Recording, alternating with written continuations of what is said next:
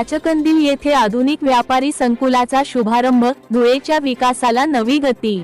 धुळे दिनांक 1 मे 2026 रोजी पाचकंदील परिसरातील लालबहादूर शास्त्री भाजी मार्केटच्या पुनर्विकासाला सुरुवात झाली असून आधुनिक व्यापारी संकुल उभारणीमुळे शहराच्या व्यावसायिक विकासाला नवी गती मिळणार आहे।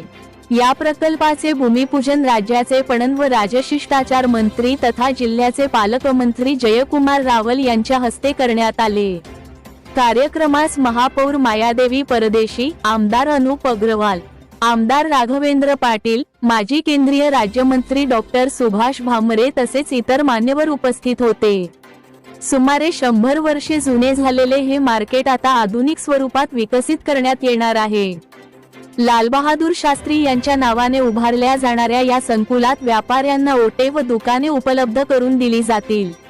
तसेच लिलावाच्या माध्यमातून युवकांना रोजगाराच्या संधी मिळणार आहेत। हा प्रकल्प पुढील 1 वर्षात पूर्ण करण्याचे नियोजन असून शहरातील व्यापाराला चालना देणारा ठरणार आहे।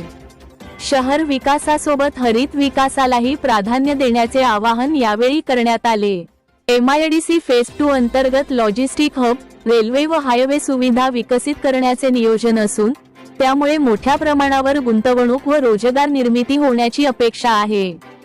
या प्रकल्पामुळे पाचकंदील परिसर आधुनिक व्यापारी केंद्र म्हणून विकसित होईल असा विश्वास व्यक्त करण्यात आला।